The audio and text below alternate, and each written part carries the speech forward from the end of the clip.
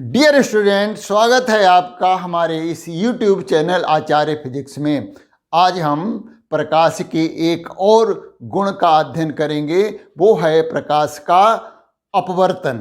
तो प्रकाश का अपवर्तन क्या होता है ये हम समझते हैं। तो प्रकाश के अपवर्तन में जब प्रकाश एक माध्यम से दूसरे माध्यम में जाता है, अर्थात जैसे कि प्रकाश वायु से कांच में जा रहा है या प्रकाश वायु से जल में जा रहा है, तो क्या होता है कि जब वो एक माध्यम से दूसरे माध्यम में जाता है तो अपने मार्ग से विचलित हो जाता है। जैसा कि हम जानते हैं, प्रकाश किसी एक माध्यम में सदैव सीधी रेखा में चलता है। यहाँ पर क्या है कि प्रकाश एक माध्यम से दूसरे माध्यम में जब जाता है तो अपने मार्ग से विचलित हो जाता है। प्रकाश की इस घटना को, प्रकाश के इस गुण को हम प्रकाश का अपवर्तन कहते हैं।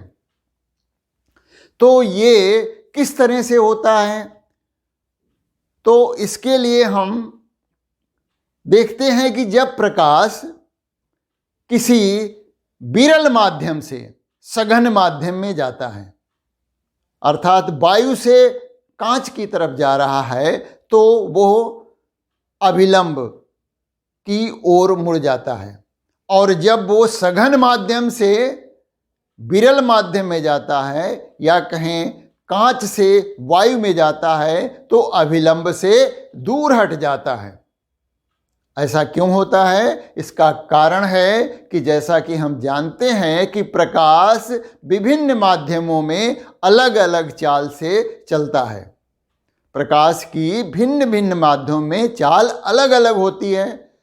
तो जब प्रकाश एक माध्यम से दूसरे माध्यम में जाएगा तो चाल के परिवर्तन होने के कारण वो अपने मार्ग से या तो अभिलंब की ओर मुड़ेगा या फिर अभिलंब से दूर हट जाएगा। देखिए, ये सब बातें मैंने नोट कर रखी हैं बोर्ड पर, आप भी इसे नोट कर सकते हैं। प्रकाश का अपवर्तन, रिफ्रैक्शन ऑफ लाइट, प्रकाश का एक माध्यम से दूसरे माध्यम में जाने पर अपने मार्ग से विचलित होने की घटना प्रकाश का अपवर्तन कहलाती है। ये कैसे होता है? जब प्रकाश की किरण विरल माध्यम से सघन माध्यम में जाती है तो अभिलंब की ओर मुड़ जाती है, तथा प्रकाश की किरण सघन माध्यम से विरल माध्यम में जाती है तो अभिलंब से दूर हट जाती है। ऐसा क्यों होता है ये भी नोट किया गया है। प्रकाश की चाल विभिन्न माध्यमों में अलग अलग होती है, अतः जब प्रकाश एक माध्यम से दूसरे माध्यम में जाता है तो चाल परिवर्तन के कारण वो अपने मार्ग से विचलित हो जाता है। देखिए, यहाँ पर हमने ये एक चित्र बनाया हुआ है। ये कांच का गुटका है और यहाँ पर कांच के गुटके के बाहर विरल माध्यम वायु है और ये कांच जो है सघन माध्यम है। तो जब प्रकाश की किरण AB विरल माध्यम से सघन माध्यम में जा रही है तो देखिए ये BC किरण जो है अभिलंब, अभिलंब क्या है? ये PQ अभिलंब है। आपतन बिंदु पर डाला गया लंब अभिलंब कहलाता है। तो ये जो है किरण अभिलंब की ओर मुड़ रही है। वैसे तो इसको किधर जाना चाहिए था? ऐसे जाना चाहिए था, लेकिन ऐसे न जाकर के अभिलंब की ओर मुड़ गई। और उसी तरह से बिंदु C पर जब प्रकाश की किरण सघन माध्यम से विरल माध्यम में कांच से वायु में जब प्रवेश करती है तो देखिए ये CD किरण जो कि निर्गत किरण है, ये अभिलंब से, अभिलंब यहाँ पर क्या है? RS है, से दूर हट जाती है। तो इस तरह से इस कांच के गुटके में बिंदु B और C पर प्रकाश का अपवर्तन हो रहा है। प्रकाश अपने मार्ग से विचलित हो रहा है बिंदु B और C पर। तो यहाँ चित्र में देखिए AB जो है आपतित किरण है, BC को हम अपवर्तित किरण कहते हैं, CD को निर्गत किरण कहते हैं। PQ और RS जो है वो अभिलंब है। कोण I जो है इसको हम आपतन कोण कहते हैं, और कोण R जो कि अभिलंब और अपवर्तित किरण के बीच बना है उसको हम अपवर्तन कोण कहते हैं। अब इसके नियम की बात करते हैं कि अपवर्तन के क्या नियम हैं।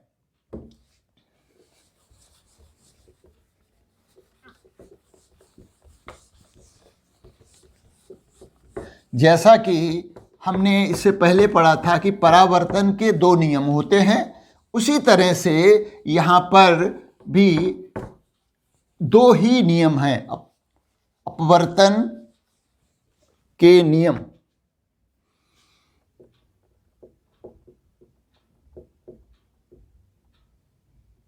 Laws of refraction.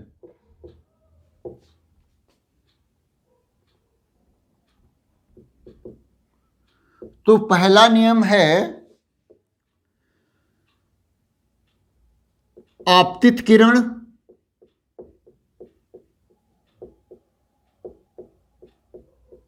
अपवर्तित किरण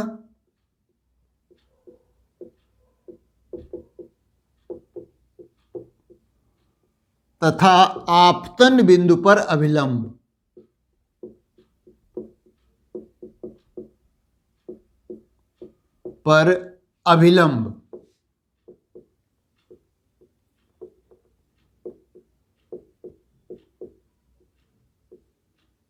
ये तीनों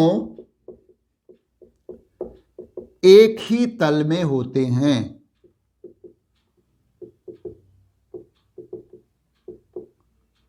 चित्र में दिखाया गया है कि ये जो है हमारी AB जो है आपतित किरण है, और BC अपवर्तित किरण है, और PQ अभिलंब है। AB, BC और PQ तीनों एक ही तल में होंगे। मतलब जैसा कि तल ये बोर्ड है, यानी तीनों जो है बोर्ड के तल पर स्थित हैं। ऐसा नहीं कि एक किरण बोर्ड के तल पे है तो दूसरी जो है मान लिया बाहर की तरफ निकल रही है या अंदर की तरफ जा रही है ना, मतलब इसी तल में स्थित होंगे। दूसरा नियम है किन्हीं 2 माध्यमों के लिए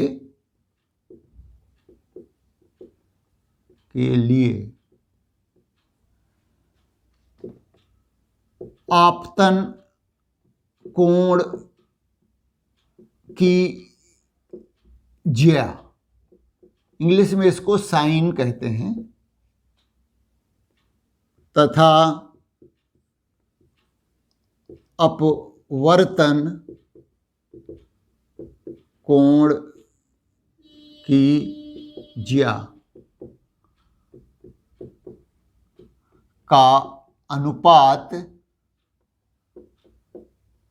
एक नियतांक होता है।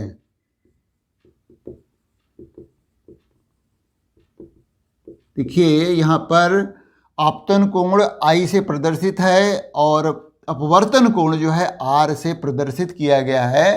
तो आपतन कोण की ज्या और अपवर्तन कोण की ज्या का अनुपात किन्हीं 2 माध्यमों के लिए एक नियतांक होगा। जैसे वायु और कांच, ये 2 माध्यम हैं, इनके लिए जो साइन, इसको हम इंग्लिश में लिखेंगे क्या कि पहले तो हम हिंदी में लिखते हैं ज्या I बटे ज्या R बराबर क्या होगा, एक नियतांक होगा। इसको म्यू से प्रदर्शित करते हैं। जनरली इसको हम इंग्लिश में लिख लेते हैं साइन I बटे साइन R बराबर क्या होगा, एक कांस्टेंट होगा, नियतांक होगा। और यदि ये 2 माध्यम अलग अलग हो जाएं, जैसे कि अब की बार हमने यहाँ पर वायु लें और यहाँ पर जल ले लें, तो अब की बार जो है ये नियतांक का मान दूसरा आएगा। हाँ, यदि हम वायु और कांच लेते रहेंगे तो हमेशा साइन आई बटे साइन आर का मान एक ही आएगा। और इस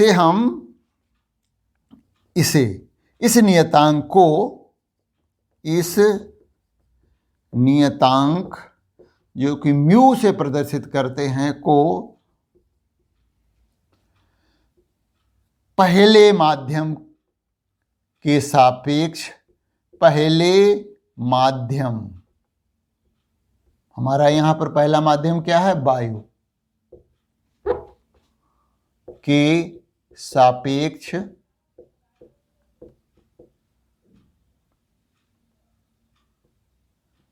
दूसरे माध्यम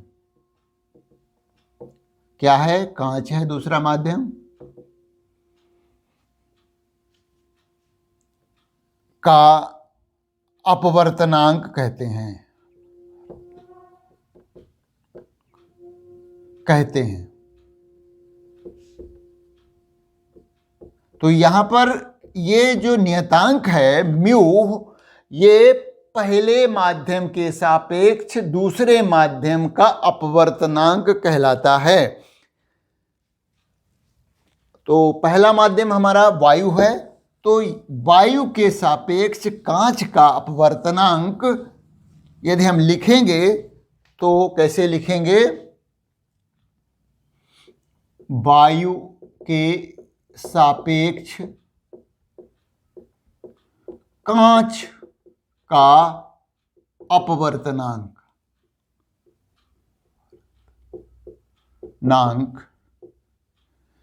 ए म्यू जी। प्रकाश कहां से कहां जा रहा है? ए मीन्स एयर से ग्लास में जा रहा है, ए म्यू जी। तो पहला माध्यम हमारा वायु है, दूसरा माध्यम ग्लास है, तो वायु के सापेक्ष कांच का अपवर्तनांक ए में जी बराबर हो जाएगा साइन आई बटे साइन आर। इसको हम जो ये दूसरा नियम है वो स्नेल का नियम भी कहलाते हैं। तो इसे स्नेल का नियम भी कहते हैं। तो किन्हीं दो माध्यमों के लिए जो अनुपात है साइन आई और साइन आर का, साइन आई बटे साइन आर बराबर नियतांक, ये जो है इसी को हम स्नेल का नियम भी कहते हैं। अब अपवर्तनांक के बारे में हम थोड़ा और डिटेल में आगे समझते हैं। देखिए, अपवर्तनांक की जो परिभाषाएं हैं वो कई एक परिभाषाएं हैं। तो अब हम अपवर्तनांक का प्रकाश की चाल में संबंध के आधार पर इसको परिभाषित करेंगे। अपवर्तनांक का प्रकाश की चाल में संबंध।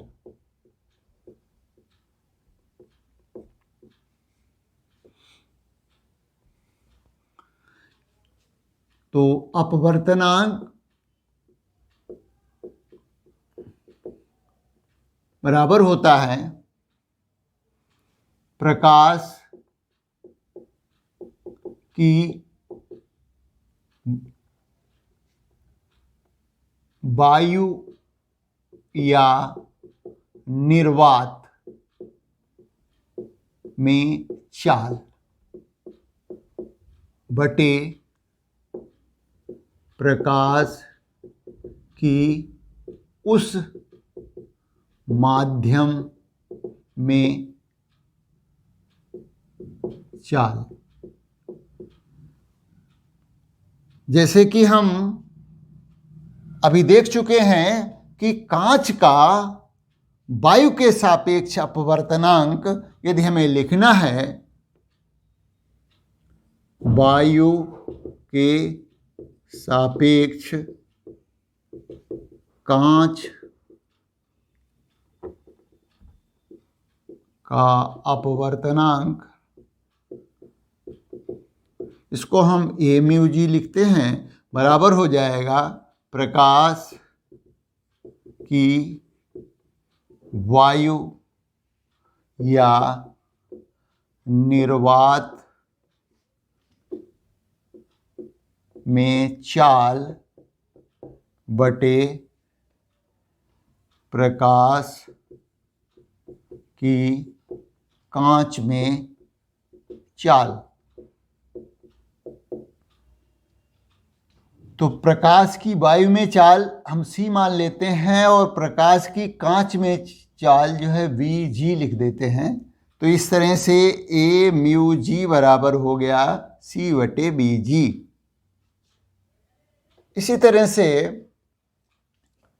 वायु के सापेक्ष जल का अपवर्तनांक, इसको हम लिखेंगे ए म्यू डब्ल्यू बराबर हो जाएगा प्रकाश की वायु या निर्वात में चाल बटे प्रकाश की जल में चाल। ये हो गया सी बटे वी डब्ल्यू।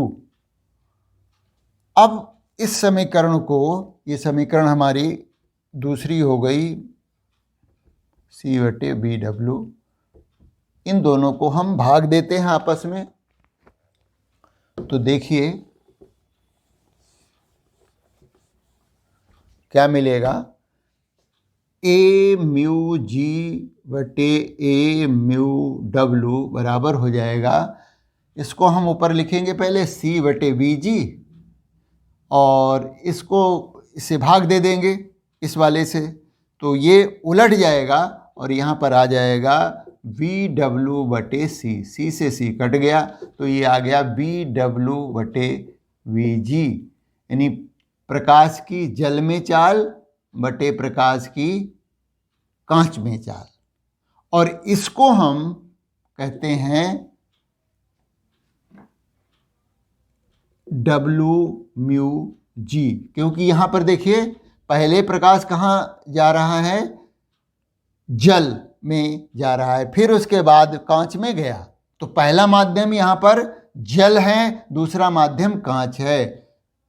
अतः ये जो अपवर्तनांक लिखा हुआ है, कांच का अपवर्तनांक जल के सापेक्ष, तो ये हमें एक सूत्र और याद रखना चाहिए, आगे चल कर के इसका प्रयोग होगा। ए म्यू जी बटे ए म्यू डब्ल्यू बराबर होता डब्ल्यू म्यू जी। ये अभी एक बार फिर अभी आज ही फिर से डिस्कस किया जाएगा। तो इस तरह से हमने अपवर्तनांक देखा कि ये अपवर्तनांक जो है प्रकाश की चाल का अनुपात है, यानी प्रकाश की दो माध्यमों में चाल का अनुपात है। ऊपर भी चाल है और दूसरी नीचे भी चाल है, यानी प्रकाश की वायु में चाल बटे प्रकाश की उस माध्यम में चाल का जो अनुपात है वो प्रकाश का अपवर्तनांक जो है निकालने का तरीका है। प्रकाश यानी उस माध्यम का, प्रकाश का अपवर्तनांक नहीं, उस माध्यम का जो है अपवर्तनांक होगा किसी दूसरे माध्यम के सापेक्ष। तो एक माध्यम हमारा कांच हो सकता है तो दूसरा माध्यम वायु हो सकता है, या एक माध्यम हमारा जल है तो दूसरा माध्यम वायु है, एक माध्यम जो है जल है दूसरा माध्यम जो है कांच हो सकता है। तो कांच की अपेक्षा जल जो है विरल माध्यम है, वायु तो दोनों जगह विरल माध्यम है, लेकिन यदि कांच और जल की तुलना करें तो जल जो है वो द्रव है और कांच ठोस है। तो कांच जो है सघन माध्यम हो गया, किसकी तुलना में? जल की तुलना में। तो इस तरह से इस अपवर्तनांक का जो मात्रक देखें, यदि अपवर्तनांक का कोई मात्रक नहीं होता, नहीं है। ये क्यों नहीं है? क्योंकि ये जो है एक तरह की दो राशियों का अनुपात है, यानी दोनों प्रकाश की चाल ही है। एक प्रकाश की चाल वायु में है, दूसरी चाल जो है उस माध्यम में है। तो चाल बटे चाल अर्थात इसका मात्रक कट जाएंगे आपस में, और ये जो है बिना मात्रक का एक नियतांक होता है। तो जैसे ए म्यू जी का मान जो है हम 1.5 लेते हैं। कांच का वायु के सापेक्ष अपवर्तनांक इसको 3/2 भी लिख लेते हैं, और ए म्यू डब्लू जल का वायु के सापेक्ष अपवर्तनांक 1.33 लेते हैं, और इसको हम 4/3 भी लिखते हैं। अब हम बात करेंगे कि ये जो अपवर्तनांक है किस पर निर्भर करता है? पदार्थ के अपवर्तनांक की निर्भरता।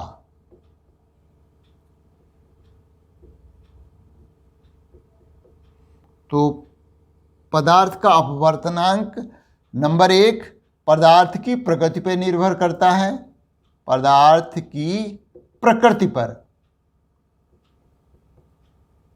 जैसे कि कांच का अपवर्तनांक वायु के सापेक्ष अलग है और जल का वायु के सापेक्ष अपवर्तनांक अलग है। दूसरा, प्रकाश की तरंग दैर्घ्य पर, तरंग दैर्घ्य पर, प्रकाश की तरंग दैर्घ्य जो है पर भी जो है पदार्थ का अपवर्तनांक निर्भर करेगा। और तीसरा है माध्यम जो है, माध्यम या कहें पदार्थ के ताप पर। तो इस तरह से इन 3 चीजों पर जो है पदार्थ का अपवर्तनांक निर्भर करेगा, या कहें माध्यम का अपवर्तनांक निर्भर करेगा। और यहाँ पर वही माध्यम होंगे जिनसे प्रकाश गमन कर रहा होगा। अब जैसे प्रकाश किसी ऐसा माध्यम है जिससे अंदर जा ही ना पाए, तो उसके लिए अपवर्तनांक का कोई मीनिंग नहीं होगी। अब हम प्रकाश की उत्क्रमणीयता का सिद्धांत देखते हैं।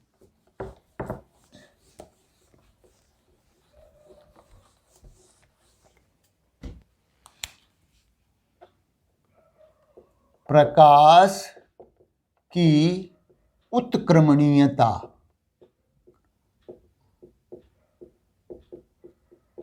का सिद्धांत,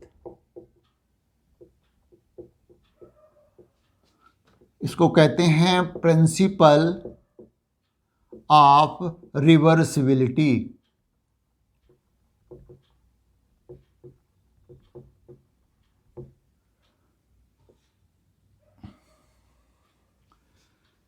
तो इस सिद्धांत के अनुसार जब प्रकाश कई माध्यमों से होता हुआ जो है अपवर्तित होता है, और अपवर्तन के पश्चात यदि प्रकाश की दिशा को उलट दिया जाए, तो यह हमेशा उसी पथ का अनुगमन करता है जिस पथ से ये आया होता है। तो इसको हम कैसे लिखेंगे? जब प्रकाश की किरण विभिन्न माध्यमों से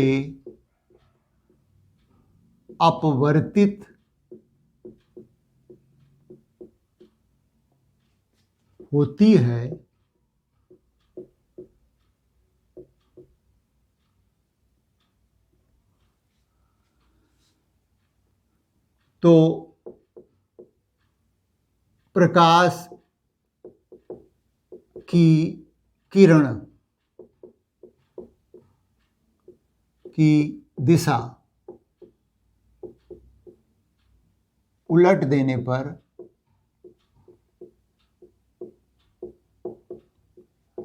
यह सदैव उसी पथ का अनुसरण करती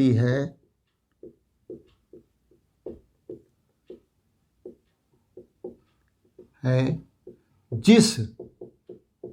पथ से पहले आती है।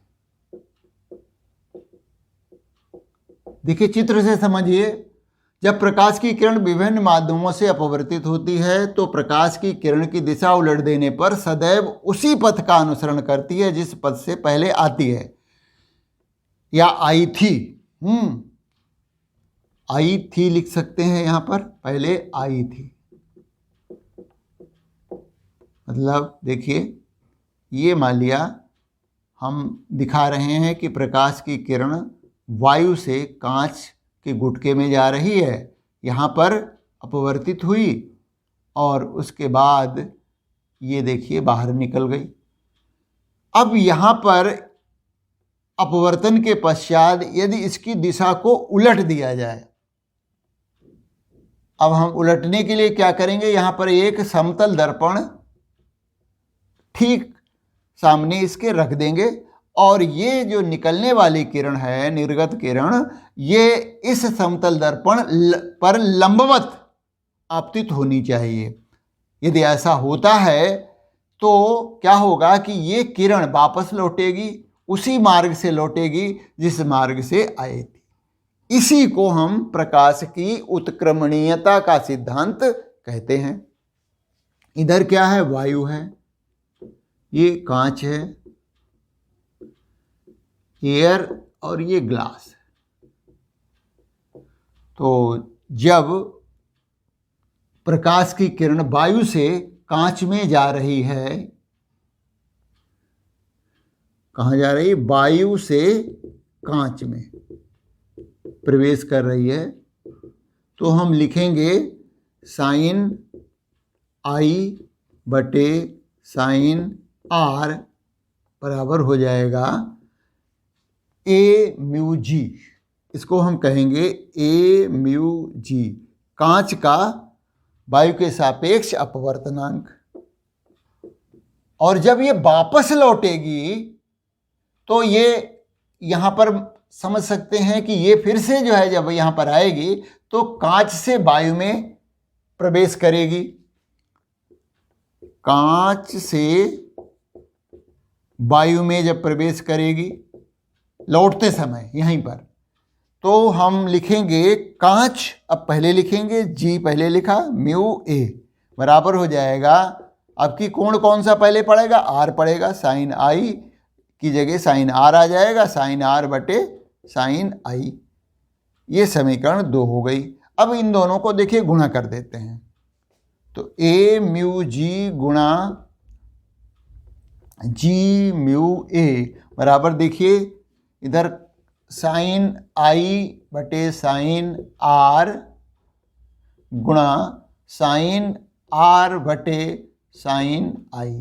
तो देखिए साइन आई से साइन आई कट गया, आर से आर कट गया, इधर आ गया 1।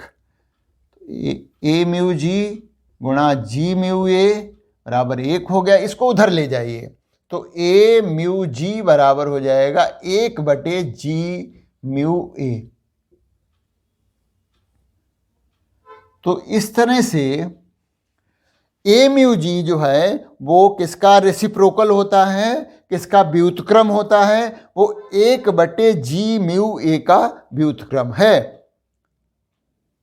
देखिए अंतर क्या है, यहां पर प्रकाश की किरण वायु से कांच में जा रही है, यहां पर प्रकाश की किरण कांच से वायु में आ रही है। तो ये जो रिलेशन है प्रकाश की उत्क्रमणीयता के लिए है, और इसके आधार पर हम एक सूत्र निकालेंगे। और जब प्रकाश का सतत अपवर्तन होगा कई माध्यमों से,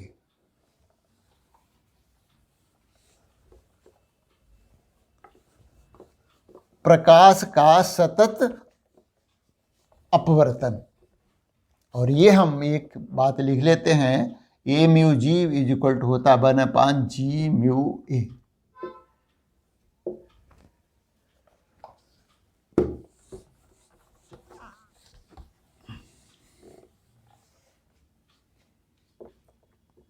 प्रकाश का सतत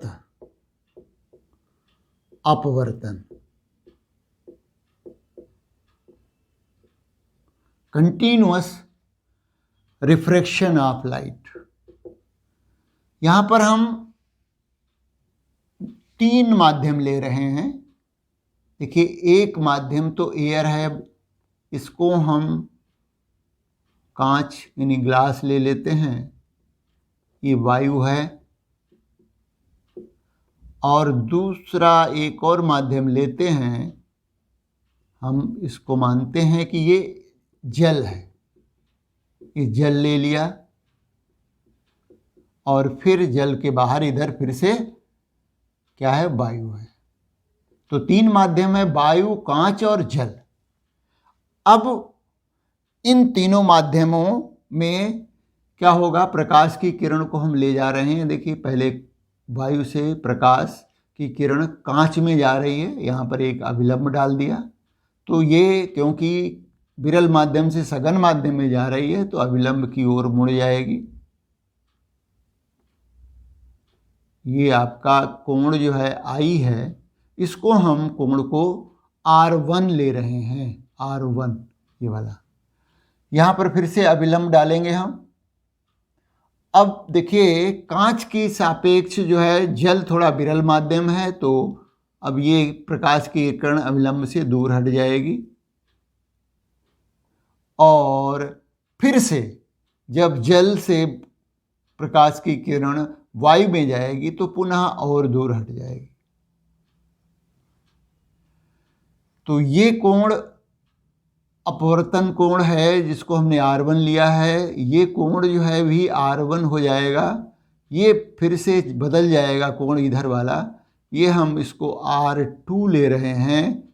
ये जो देखिए R2 हो जाएगा, और ये जो है यहाँ पर कोण I होगा। ये कब होता है, जब प्रकाश जिस तल से, जिन तलों से अपवर्तित होता है, और यदि वो तल आपस में एक दूसरे के समांतर हों तो आपतन कोण और निर्गत कोण हमेशा बराबर होते हैं। देखिए ये तल और ये तीनों लाइनें एक दूसरे के जो है समांतर हैं। तो इस स्थिति में जो आपतन कोण होगा और निर्गत कोण होगा वो हमेशा बराबर आएगा। अब देखिए जब प्रकाश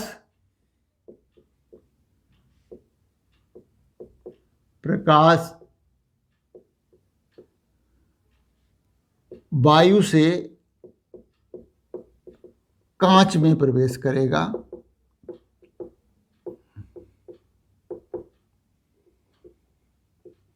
करता है, तो इसका अपवर्तन इस बिंदु पर होगा, ये बी बिंदु पर होगा, ये सी बिंदु है, ये डी बिंदु है, ये ई है। तो हम लिखेंगे ए म्यू जी, एयर से ग्लास में, तो हो जाएगा साइन आई बटे साइन R1। फिर अब की बार ये सी बिंदु पर आ गया, सी बिंदु पर ये प्रकाश की किरण कांच से जल में जा रही है। कांच से जल में जाने पर भी अपवर्तन होगा, तो कांच से जल में जा रही है, मतलब जी म्यू डब्ल्यू हो गया, इज इक्वल टू हो जाएगा, ये कोण जो है आपतन कोण हो जाएगा R1 अपान साइन R2, ये R2 है। अब प्रकाश की किरण डी बिंदु पर जल से वायु में जाएगी, जल से वायु में जाने पर, जल से जा रही है तो W पहले लिखेंगे, म्यू और कहाँ जा रही, एयर में जा रही, बराबर हो जाएगा साइन R2 ये वाला कोण बटे साइन I। तो ये समीकरण 3 हो गई। इन तीनों की गुणा कर देते हैं। समीकरण 1, 2 तथा 3 की गुणा करने पर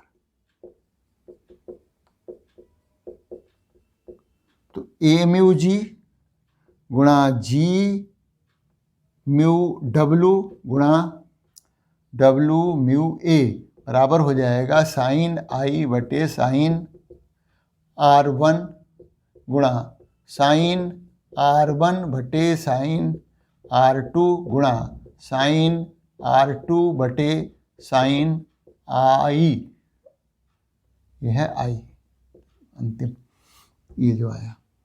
तो यहाँ देखिए साइन I से साइन I कट गया, R1 से R1 कट गया, साइन R2 से साइन R2, तो इधर आ गया 1। तो ए म्यू जी गुणा जी म्यू डब्लू गुणा डब्लू म्यू ए बराबर होता है 1।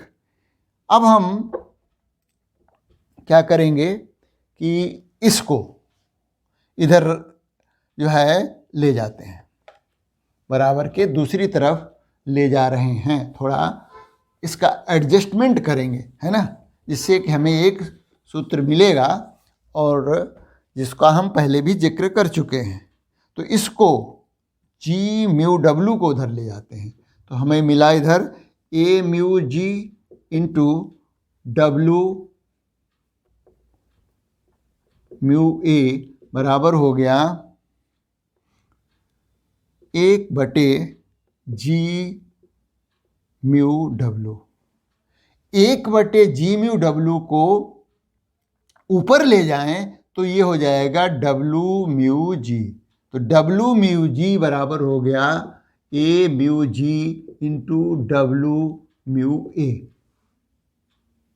ठीक है, अब इस डब्लू म्यू ए को इसके नीचे ले आए तो ये भी उलट जाएगा, ए पहले हो जाएगा, डब्लू बाद में हो जाएगा।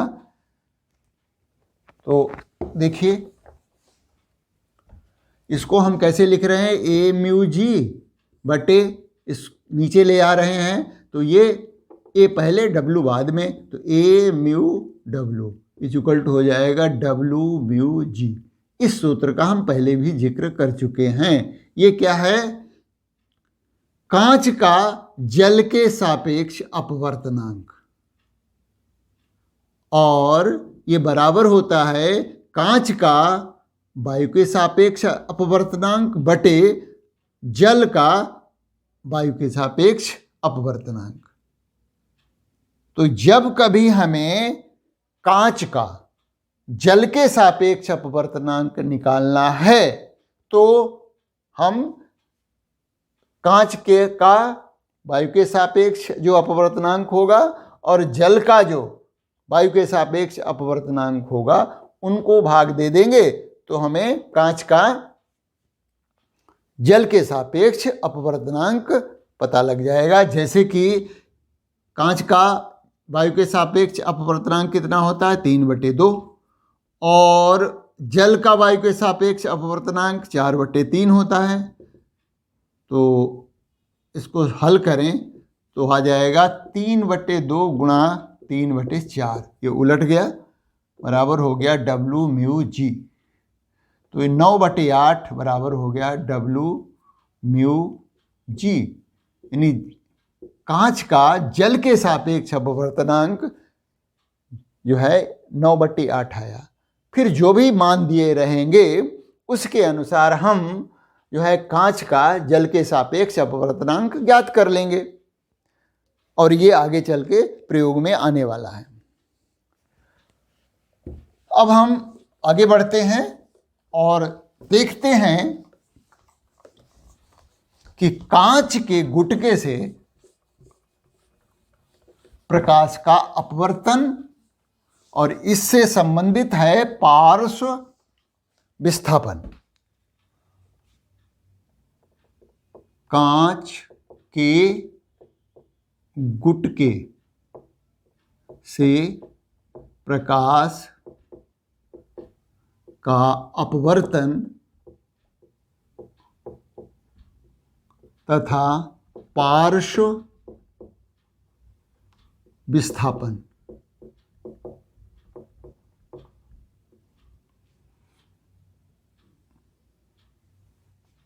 तो जब प्रकाश की किरण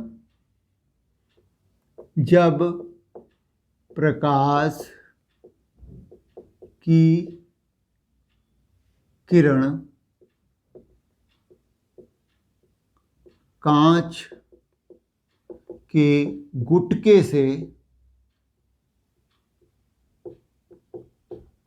होकर गुजरती है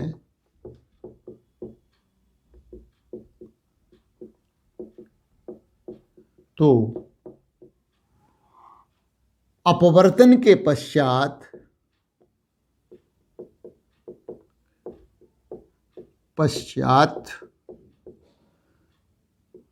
निर्गत किरण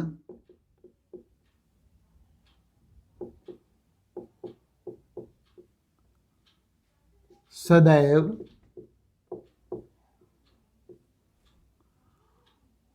आपतित किरण की दिशा के समांतर होती है, परंतु निर्गत किरण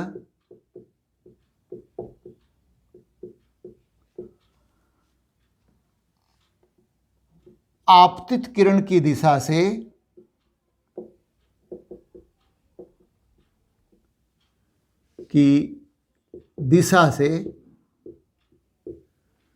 एक तरफ विस्थापित हो जाती है।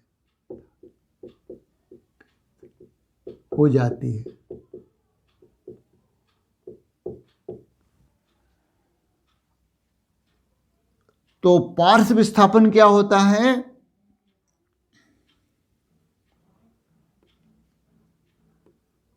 निर्गत किरण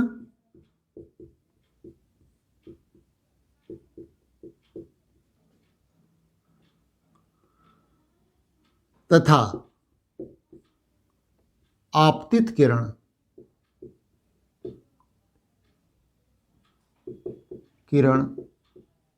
की दिशा में खींची गई रेखा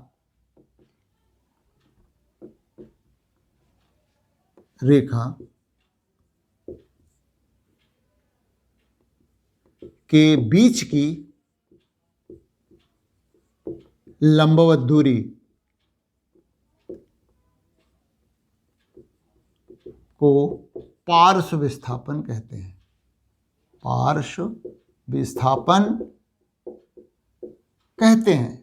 देखिए, ये चित्र से बिल्कुल समझ में आएगा।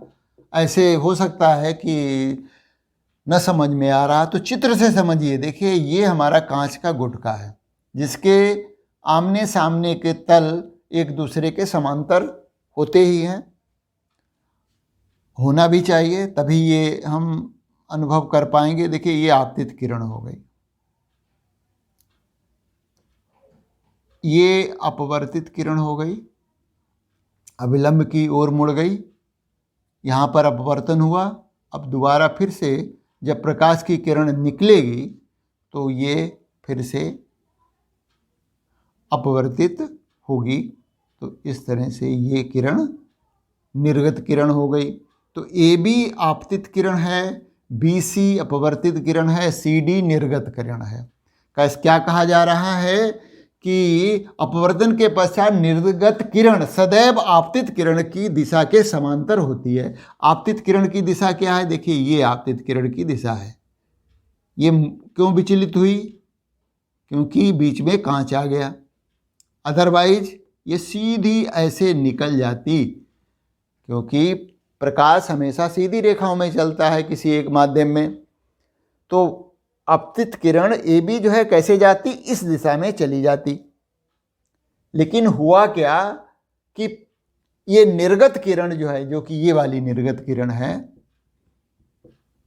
निर्गत किरण आपतित किरण की दिशा से एक तरफ विस्थापित हो जाती है। एक तरफ जो है, देखिए, ये ऐसे जानी चाहिए थी यदि ये कांच का टुकड़ा न होता। मुड़ गई, ये अपवर्तित हुई एक बार और फिर सी बिंदु पर फिर से अपवर्तित हुई। और ये निर्गत किरण हमने देखा कि आपतित किरण की दिशा के समांतर तो है। ये सी डी जो है किरण इस ए बी की दिशा में खींची गई रेखा के समांतर तो है, लेकिन ये एक दिशा में हट गई है, विस्थापित हो गई है।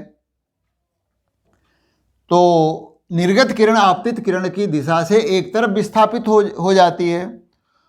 तो पार्श्व विस्थापन क्या है? निर्गत किरण तथा आपतित किरण की दिशा में खींची गई रेखा के बीच की लंबवत दूरी।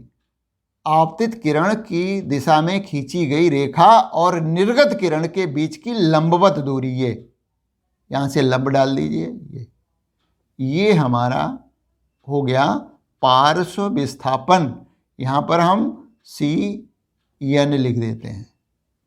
तो सी एन क्या है? पार्श्व विस्थापन है। ये निर्गत किरण यानी प्रकाश की किरण जो है सी एन दूरी से एक तरफ को विस्थापित हो जाती है। सी एन जो है हमारा वो क्या है? पार्श्व विस्थापन है, पार्श्व विस्थापन। अब पार्श्व विस्थापन के लिए सूत्र निकालते हैं। इसके लिए हम इसको आगे बढ़ाते हैं। ये मान लिया हमारा सी एम हो गया। ये कोण हमारा देखिए आई है, ये कोण आर है। तो ये वाला कोण जो है, ये वाला है ना, ये पूरा कोण देखिए सीधा ये वाला कोण जो है आई हो जाता, लेकिन आर कोण से ये किरण जो है इधर की तरफ मुड़ जा रही है, कुछ मुड़ जा रही है। तो कितना मुड़ जा रही है? ये कोण हो जाएगा हमारा आई माइनस आर। ये आई माइनस आर, आई वैसे तो इसको सीधा बढ़ा दें तो ये जो है पूरा कोण जो है आई रहता, और कितना उससे कम हो गया? आर कम हो गया। तो ये कोण जो बन गया हमारा आई माइनस आर। तो पार्श्व विस्थापन के लिए सूत्र निकालते हैं। तो पहले हम त्रिभुज लेते हैं बी सी एन। त्रिभुज बी सी एन में साइन आई माइनस आर, जो ये कोण बन रहा है, साइन बराबर होता है लंब बटे कर्ण। यहां पर लंब कितना है? सी एन है। इस त्रिभुज में ये लंब है और कर्ण क्या है? बी सी है। और ये जो इस कांच के गुटके की मोटाई जो है वो हम टी ले लेते हैं, ये टी है। अब हम इस त्रिभुज में लेते हैं बी एम सी। त्रिभुज बी एम सी में यहां पर हम कॉस आर की वैल्यू निकालते हैं। कॉस आर बराबर होता है आधार बटे कर्ण। कॉस जो होता है वो आधार बटे कर्ण। इस त्रिभुज में ये आधार है बी एम और कर्ण वही बी सी ही है। इसको हम भाग दे देते हैं।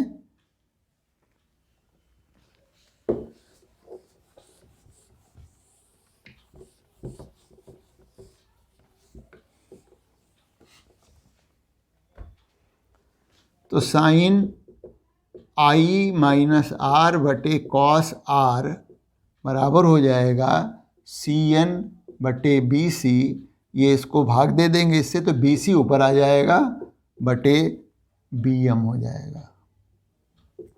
बी सी से बी सी कट जाएगा। सी एन तो पार्श्व विस्थापन है, इसकी तो वैल्यू हमें निकालनी है। और बी एम जो है वो कांच के गुटके की मोटाई है जो कि हमने टी ले रखी है।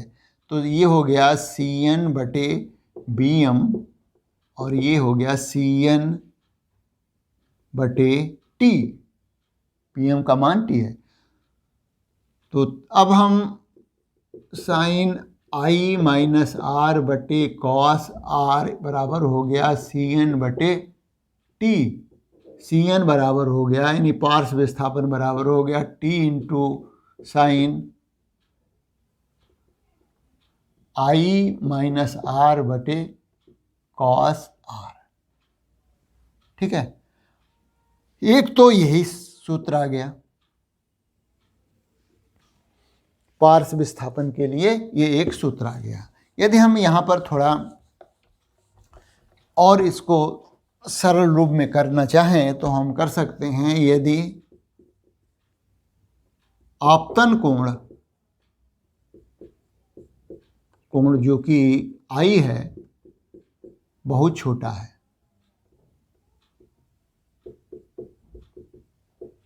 तो कोण आई माइनस आर तथा कोण आर भी छोटे होंगे।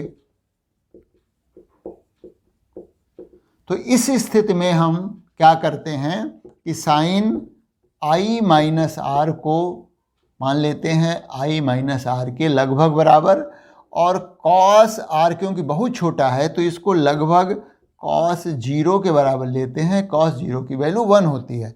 अब ये मान हम यहाँ पर रखते हैं। साइन आई माइनस आर की जगह क्या लिख देंगे, आई माइनस आर केवल। तो सी एन जो पार्श्व विस्थापन सी एन बराबर हो जाएगा T into i minus r बटे 1। अब इसमें हम आई को कॉमन ले लेते हैं, बाहर निकाल लेते हैं कॉमन का मतलब। तो सी एन बराबर हो गया टी, आई को बाहर निकाल लिया तो आई से आई को भाग देंगे तो यहाँ 1 बचेगा, यहाँ आर बटे आई हो जाएगा। इसको हम लिख सकते हैं टी आई 1 माइनस 1 अपान आई बटे आर, आई बटे आर ये आया। अब चूंकि देखिए साइन आई बटे साइन आर जो होता है वो म्यू के बराबर होता है, यानी अपवर्तनांक के बराबर होता है। इसको हम ए म्यू जी भी लिख सकते हैं, म्यू की जगह ए म्यू जी भी लिख सकते हैं यदि वो कांच का केस है तो। क्योंकि कोण छोटे लिए गए हैं तो हम साइन आई को की जगह आई लिख सकते हैं केवल, और आर की जगह साइन आर की जगह आर। तो आई बटे आर बराबर हो गया ए म्यू जी या केवल म्यू, है ना। तो यहां पर हम लिखने जा रहे हैं T I 1 minus 1 upon A mu G कहें या केवल म्यू। तो ये सी एन यानी पार्श्व विस्थापन का एक सूत्र आ गया है। पार्श्व विस्थापन का ये दूसरा सूत्र आया है, देखा जाए तो पार्श्व विस्थापन बराबर इतना होता है। टी आई, टी क्या है, कांच के गुटके की मोटाई है। आई जो है आपतन कोण है, 1 माइनस 1 अपान कांच का वायु के सापेक्ष अपवर्तनांक है, या जो भी माध्यम होगा उस माध्यम का वायु के सापेक्ष अपवर्तनांक यहां पर आ जाएगा। अतः पार्श्व विस्थापन किस किस पर निर्भर करता है वो यहां से पता लग जाएगा हमें। तो लिखते हैं पार्श्व विस्थापन की निर्भरता।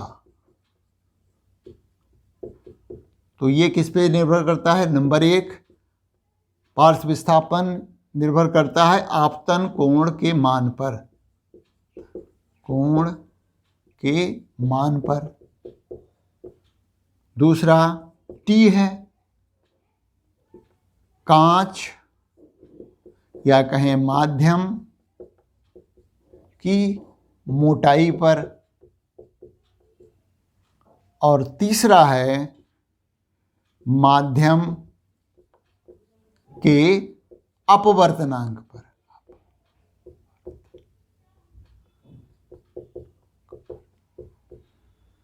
तो ये तीनों चीजें आ रही हैं। ये माध्यम की मोटाई है, ये जो है हमारा आपतन कोण है, ये माध्यम का अपवर्तनांक है। तो किस तरह से ये पार्श्व विस्थापन जो है निर्भर करेगा, ये यहाँ से क्लियर हो जाता है कि जैसे मोटाई ज़्यादा होगी तो पार्श्व विस्थापन भी ज़्यादा होगा, आपतन कोण ज़्यादा होगा तो पार्श्व विस्थापन और ज़्यादा होगा। और ये जो है व्युत्क्रमानुपाती है पार्श्व विस्थापन माध्यम के अपवर्तनांक पर। तो ये जो है हमने यहाँ से ये पता लगा लिया कि पार्श्व विस्थापन किस किस पर निर्भर करता है। अब यहाँ पर आगे बात करते हैं, वो है आभासी तथा वास्तविक गहराई से संबंध में। वास्तविक तथा आभासी गहराई, इससे भी हमें एक अपवर्तनांक के लिए नया सूत्र मिलेगा। तो यहाँ पर क्या होता है, चित्र से समझिए पहले। ये मान लिया एक बर्तन है जिसमें कि पानी भरा हुआ है और ये पानी की वास्तविक गहराई है H1। अब यहाँ पर कोई वस्तु रखी हुई है, बिंदुवत वस्तु रखी है। इस वस्तु से ये किरण एक जा रही है सीधी लंबवत निकल रही है, दूसरी जो है मान लिया दूसरी प्रकाश की किरण ऐसे जा रही है, ऐसे तिरछा, और यहाँ पर लंब डालेंगे और ये यहाँ से अपवर्तित हो जाएगी। अब इसको यदि हम पीछे बढ़ाएं, इस किरण को पीछे की तरफ ले जाएं, तो देखिए ये जो है हमें यहाँ से, यहाँ की बजाय यहाँ से आती हुई प्रतीत होगी। हमने यहाँ पर आँख को रखा हुआ है, ये जो है हमारी यहाँ पर आँख है।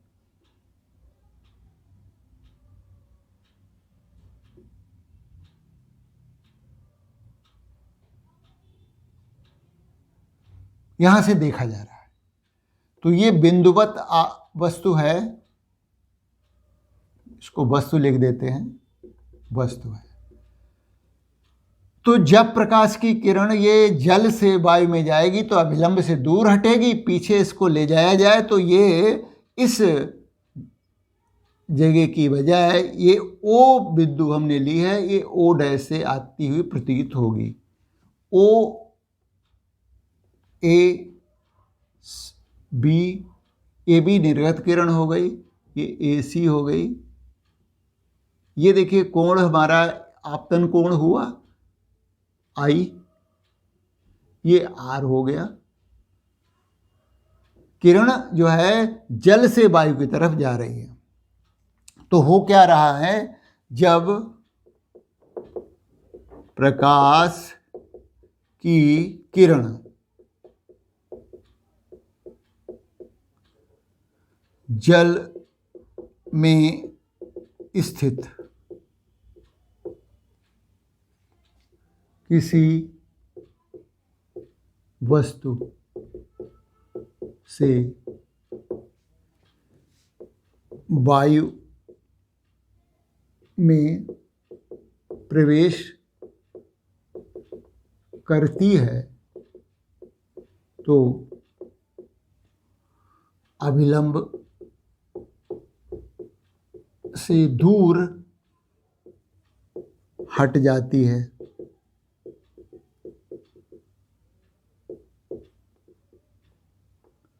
अतः वायु से देखने पर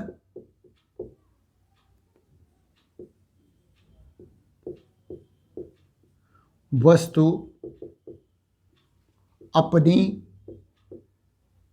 वास्तविक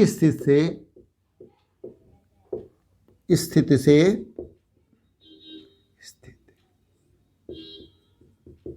ऊपर उठी प्रतीत होती है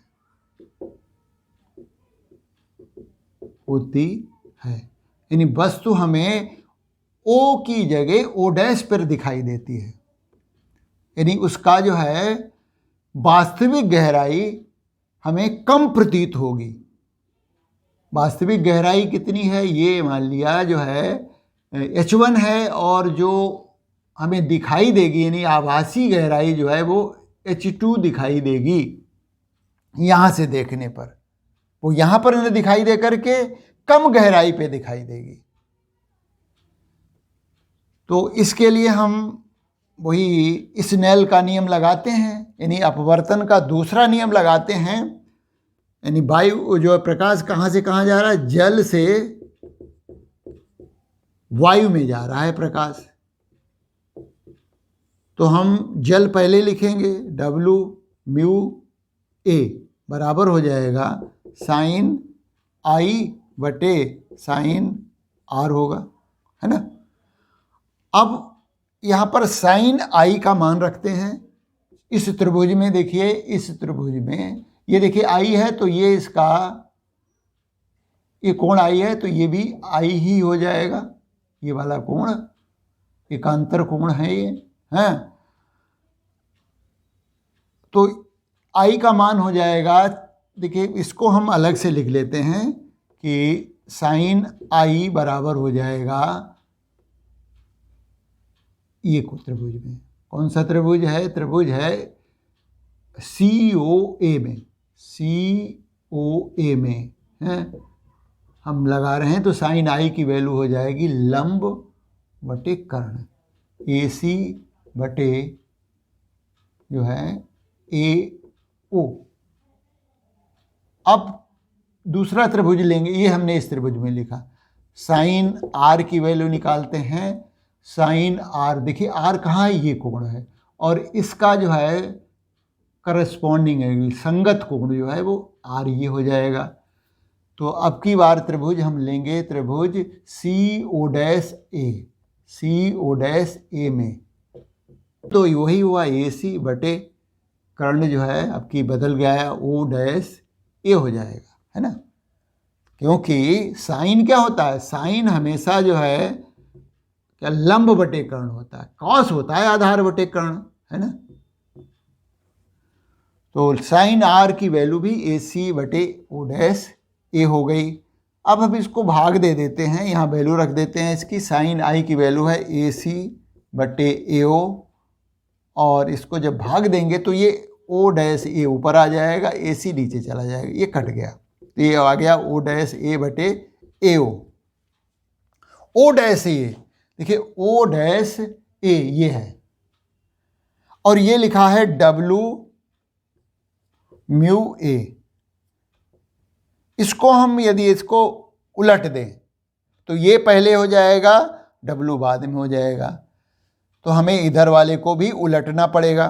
तो यदि हम इसको लिखें A म्यू W, तो हमें इसका रेसिप्रोकल करना पड़ेगा, यानी इसका व्युत्क्रम करना पड़ेगा AO बटे O'A। अब हम इसमें देखिए बिंदु A और C बहुत पास पास हैं, है ना। तो हम A की जगह पर C लिख सकते हैं, चूंकि बिंदु A तथा C पास पास हैं, पास पास हैं। अतः हम क्या परिवर्तन करने जा रहे हैं, यहाँ पर लिखा AO की जगह पर लिखेंगे CO। AO बराबर लगभग है CO के, और O'A बराबर है O'C के लगभग, है ना, O'C। ऐसा करने पर देखिए एक नया सूत्र आ जाएगा, जो कि अपवर्तनांक के लिए लागू होगा। ए म्यू डब्ल्यू बराबर हो जाएगा, एओ की जगह हमें लिखना है सीओ और ओ डैश की जगह लिखना है ओ डैश सी।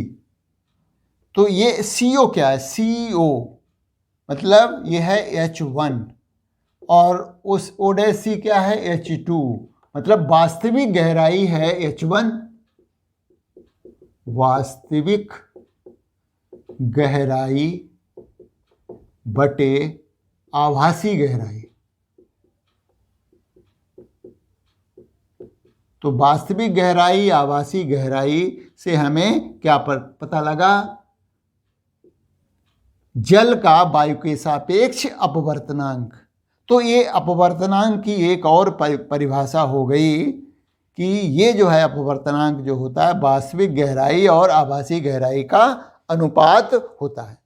अब वस्तु कितना विस्थापित हो गई, अभिलंबवत विस्थापन जो है कितना हो गया, यहाँ की बजाय यहाँ दिखाई दे रही है।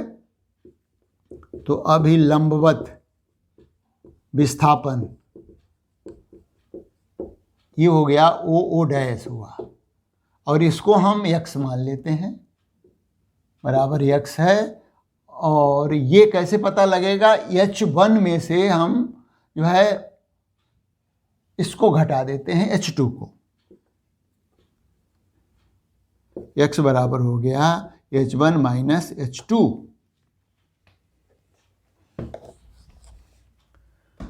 तो देखिए यहाँ पर H1 कॉमन ले लेते हैं तो ये हो जाएगा, H1 से H1 को भाग देगा तो 1 आ जाएगा, ये हो गया H2 बटे H1। इसको हम थोड़ा दूसरे ढंग से लिख लेते हैं इसको, तो ये होगा 1 बटे, इसको नीचे ले जाएं तो ये हो जाएगा H1 बटे H2। और H1 बटे H2 क्या है? ए म्यू डब्ल्यू है। तो H1 x बराबर हो गया H1 1 माइनस, और इसकी जगह क्या लिखेंगे? 1 बटे ए म्यू डब्ल्यू, या उस माध्यम का जिस माध्यम में से प्रकाश की किरण बाहर निकल रही है उस माध्यम का अपवर्तनांक यहाँ पर आ जाएगा।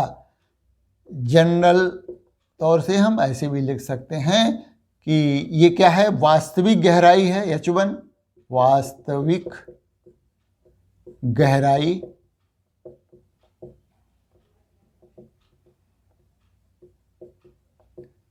One minus 1/μ। तो ये जो है अभिलंबवत विस्थापन हो गया। वस्तु जो है अपनी स्थान से ऊपर की तरफ उठी हुई दिखाई दे रही है। तो इस तरह से प्रकाश के अपवर्तन से संबंधित कुछ दैनिक जीवन के उदाहरण भी हैं, जैसे तारों का टिमटिमाना। जो जलाशय होते हैं उनकी गहराई जो है हमें कम प्रतीत होती है और जल में रखी हुई पेंसिल मुड़ी हुई दिखाई देती है। जो जलाशय होते हैं उनकी